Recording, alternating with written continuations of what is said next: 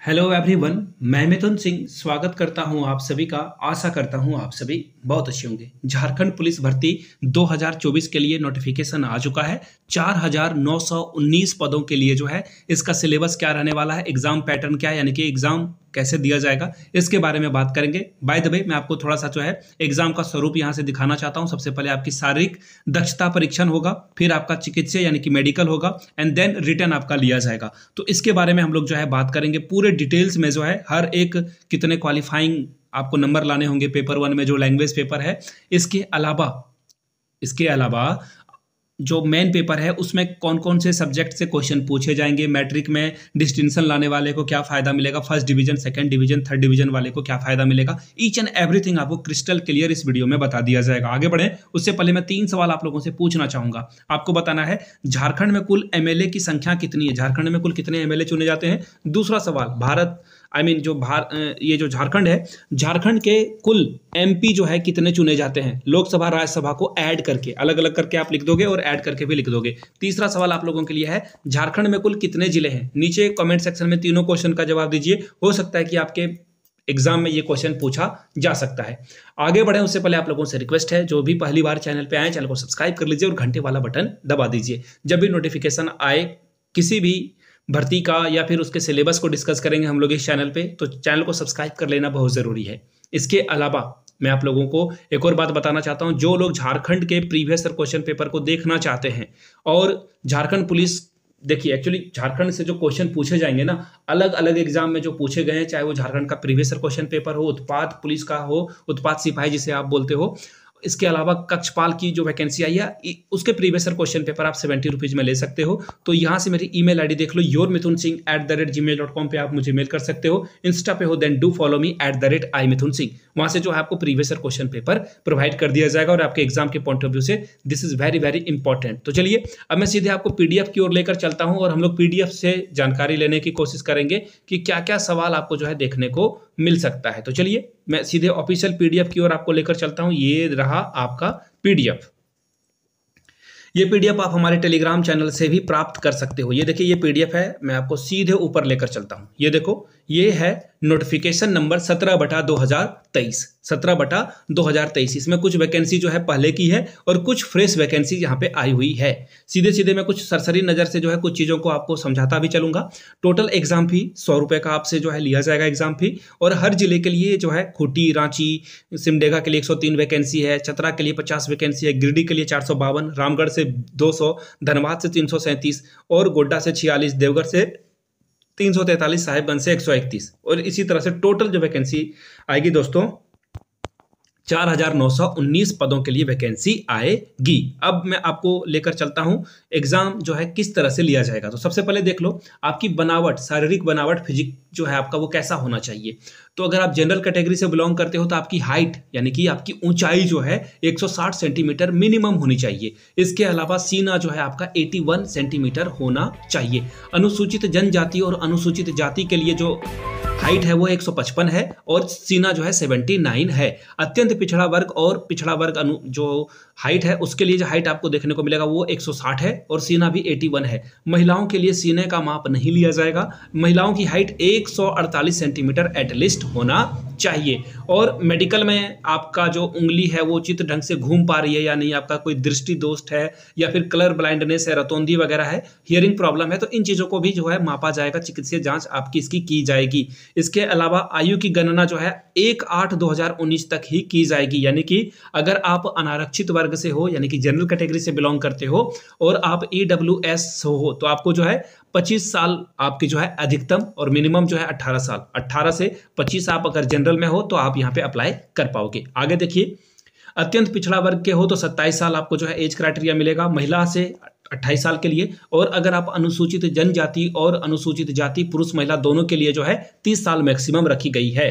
अगर आपने कहीं पे काम किया है, भूतपूर्व सैनिक हो, आर्मी वगैरह में सर्व किया है तो 5 साल की उम्र सीमा में आपको छूट दी जा सकती है, नहीं दी जाएगी। ठीक है, चलिए अब मैं आपको लेकर चलता हूं सीधे। आप जो भी कोई भी आरक्षण वगैरह लेने के लिए जो है आपको झारखंड का जो डोमिसाइल है या फिर क्वालिटी है वो सब आपको ऑनलाइन प्रेजेंट करना होगा। अब बात करते हैं परीक्षा का स्वरूप क्या होगा। परीक्षा का स्वरूप देखिए, परीक्षा 3 चरणों में ली जाएगी। पहले आपका जो है फिजिकल होगा, जिसे कि शारीरिक दक्षता परीक्षण कहा जाता है। दूसरा चिकित्सीय जांच यानी कि मेडिकल, और फिर लिखित परीक्षा आपकी ली जाएगी। अब देखिए जो फिजिकल है उसमें क्या किया जाएगा वो मैं आपको दिखा देता हूं। देखो एक्चुअली यहाँ पे पहले मैं लिखित परीक्षा के बारे में बता दूं। यहाँ पे जिस तरह से जो चीजें दी गई है वो मैं आपके साथ रख देता हूं। यहाँ से देखिए, लिखित परीक्षा OMR पर, यानी कि आपका परीक्षा जो है ऑफलाइन होगा। मैंने कितना गंदा से लिखा, सॉरी, फिर से लिख देता हूं।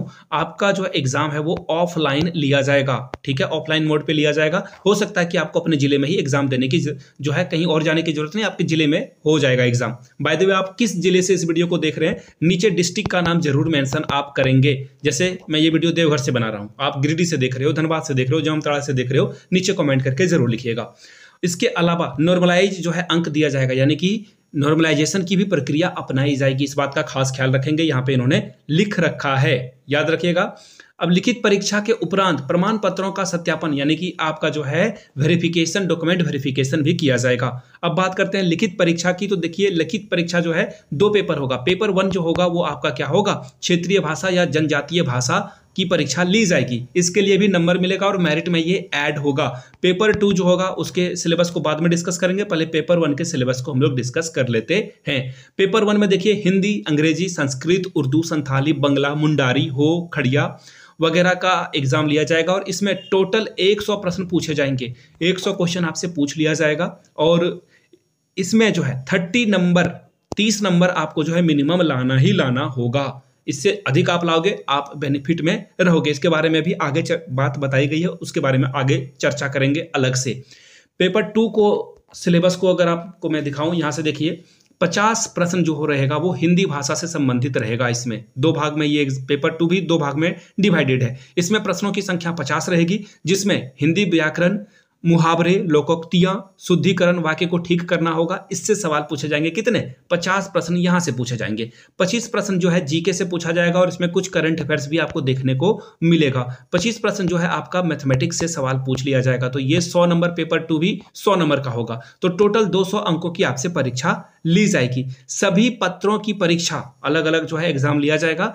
एक प्रश्न के लिए 3 नंबर दिए जाएंगे और एक गलती करोगे आप तो 1 नंबर काट लिया जाएगा। याद रखिएगा, परीक्षा की अवधि 2 घंटा रखी गई है और कुल अंक जो होगा वो 300 होगा। यानी कि देखो, पेपर 1 आपका 100 नंबर का होगा तो 3 से मल्टीप्लाई कर दो, टोटल 300 नंबर आप ला सकते हो। और नेगेटिव मार्किंग 1 है तो उसका भी आपको ध्यान में रखना है। पेपर 2 भी जो है आपका 100 नंबर का होगा तो टोटल 600 अंकों की जो है परीक्षा ली जाएगी आपसे। यहां तक क्लियर होगी बात।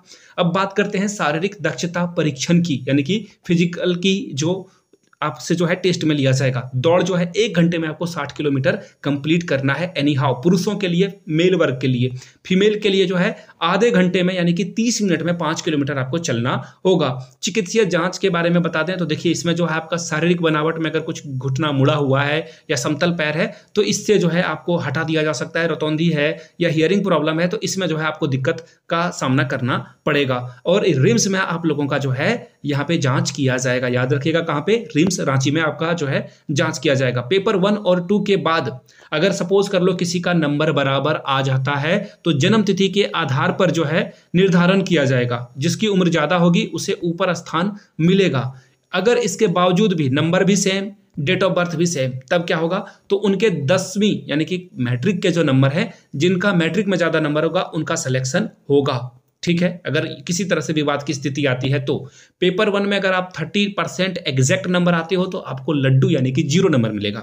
अगर आप 31 से 40 के बीच में लाते हो तो 1 नंबर आपको मिलेगा। 41 से 50 तो 2 अंक, 51 से 60 तो 3 अंक, 61 से 70 तो 4 अंक, 70 से 80 तो 5 अंक, और 80 से 90 6 अंक, और 90 से 91 से लेकर अगर आप 100% लाते हो तो 7 अंक आपको मिल जाएंगे। अब देखिए, वेटेज जो है, एक्स्ट्रा वेटेज के बारे में बात कर लेते हैं। तो देखिए, अगर आपने क्लास कॉम्बाइंड इन डिग्री और डिप्लोमा, रक्षा जो शक्ति यूनिवर्सिटी है वहां से डिस्टिंक्शन से पास किया है, 10 नंबर एक्स्ट्रा मिलेगा। फर्स्ट क्लास किया है 8 नंबर मिलेगा। सेकंड क्लास किया है 6 नंबर मिलेगा। पास की हो सिर्फ तो 4 अंक आपको यहां से मिल जाएगा। अब देखिए, जो परीक्षा के दोनों पत्र के आधार पर जो न्यूनतम अंक लाने हैं, अगर आप जनरल कैटेगरी से हो तो दोनों पेपर मिलाकर 40% अंक आपको कम से कम लाना ही होगा।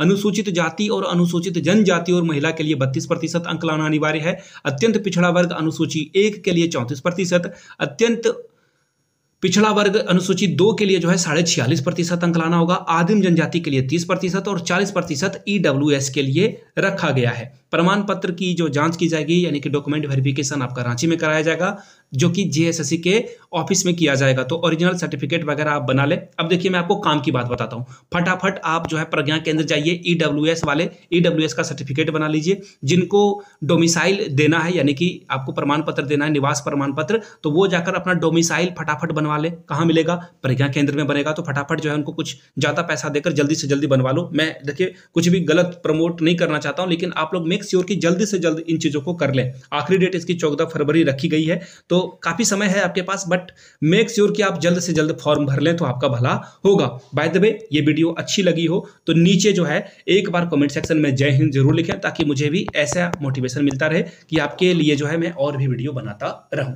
मिलते हैं किसी और वीडियो में। चैनल को प्लीज सब्सक्राइब कर लें, अपने दोस्तों तक इस वीडियो को जो है शेयर करें, साझा करें, उन तक पहुंचाएं, ताकि उनको जो है ऑथेंटिक जेन्युइन इंफॉर्मेशन मिलते रहे। वीडियो को यहां तक देखने के लिए आप सभी का फिर से बहुत बहुत अभिनंदन। Thank you so much. Thank you.